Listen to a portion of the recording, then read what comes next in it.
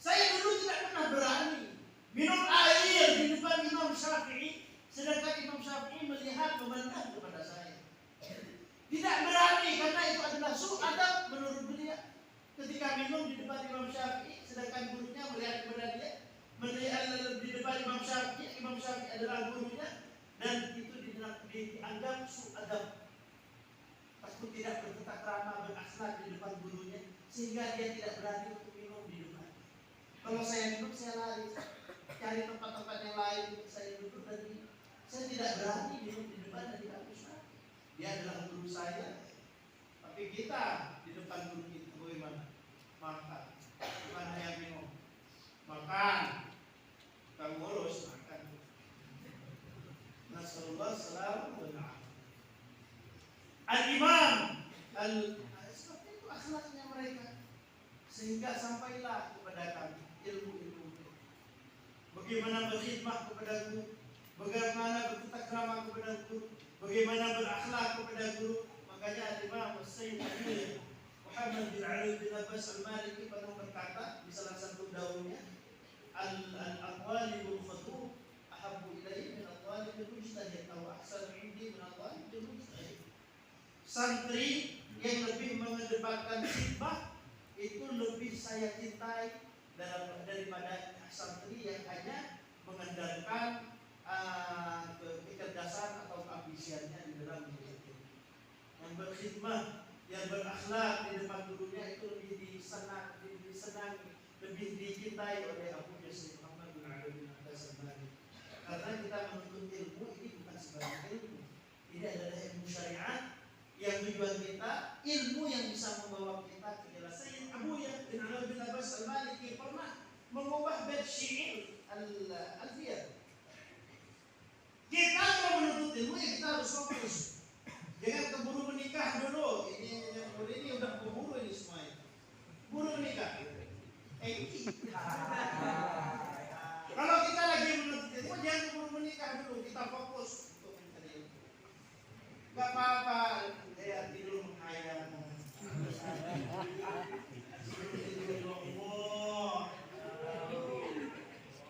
Jagalah dia ya Allah. Kalau ibu dari anak-anakmu. Tapi dia keburu menikah. Aku isi al-ilm qaddim waz-zawaj akhira. Wajawwazu taqdim adalah dharar. Al-ilm qaddim, dahulukanlah ilmu. Masalah pernikahan nanti di belakang. Tapi para ulama membolehkan menikah walaupun dia masih menuntut ilmu selama tidak mengganggu keaktivitas untuk mencari ilmu. Tapi kalau akan mengganggu kepada kita harus fokus dulu untuk mencari ilmu. Makanya di salah satu bait syair wa ayyamal hadatsati faqtanimha ala innal hadatsata la tadumu. Di hari-hari masa mudamu ingatlah, gunakan semaksimal mungkin untuk mencari ilmu, karena masa kemudaan itu tidak kekal. Sebentar lagi akan berubah. Kita akhirlah uang. Kita akhirlah izin. Kita akhirlah obat bakti. Jadi mengkongsi mudah nyari ilmu,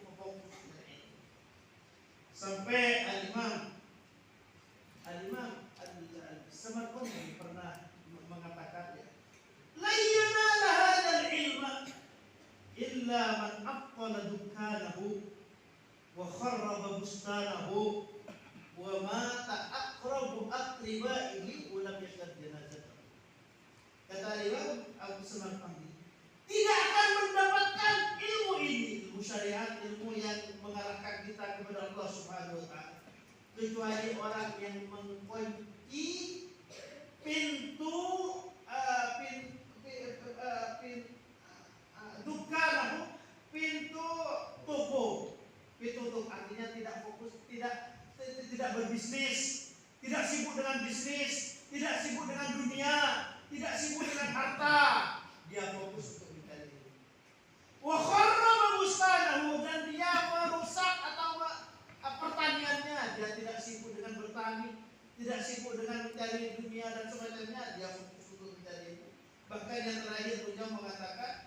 dan mati meninggal wafat salah satu paling dekat dari keluarganya dan dia tidak menghadiri jenazahnya, itu baru mendapatkan itu.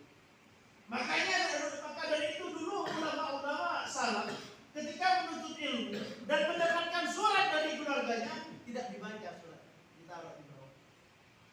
Dapat lagi ditaruh di bawah bantalnya sampai tumpukan dengan surat. Ternyata setelah berhenti dari pondok dibuka ternyata fulan bin fulan meninggal, fulan bin fulan meninggal. Dia tidak mau tahu siapa yang meninggal dari keluarga saya. Saya sekarang lebih fokus mencari. Al-Imam Abi Yusuf, santri dari Al-Imam Abu Hanifah, pernah putranya meninggal.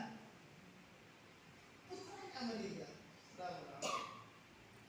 Dan dia ketika putranya lagi dibawa di keranda, la ilaha illallah, Abi Yusuf cuman, ayo tawakkal ala Allah, ayo bawa anak saya dikuburkan di sana. Dia tidak keluar dari musolanya. Ditanya gimana putranya meninggal, ayo hadir ke jenazah. Oh, saya sekarang ada pelajaran sama Imam Abu Hanifah. Makhafat apa namanya?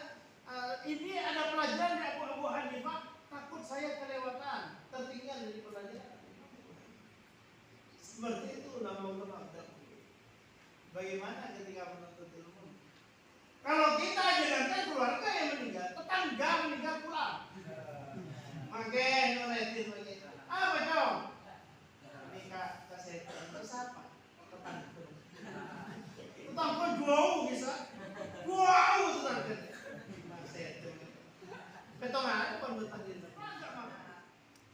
Lupa bahwa dia kelaparan, sehingga Ummu Mudam salah satu dari pembantunya itu lebih memudam disuap ya, misal akan sekali itu. Ketika subuh menjelang, dia manggil Ummu Mudam.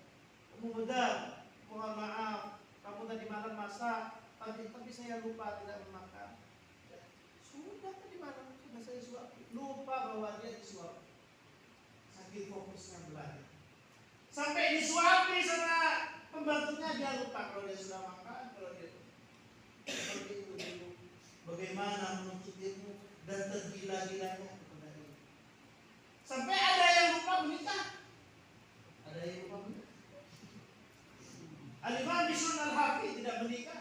Al-Imam Ibnu Taimiyah tidak menikah.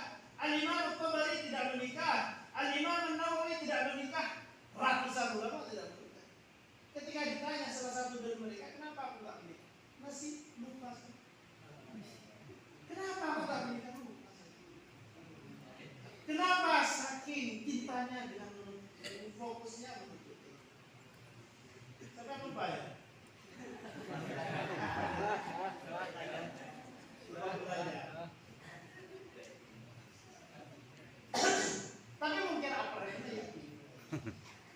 Mungkin apa agak arep-arep nak kena atau tempat kritik pemikiran? Ya, ayat ya harus menikah. Tapi kalau masih bisa ya menikah dulu. Tak tular pakai kalau pernah pakai cuma kepala tidur dijaga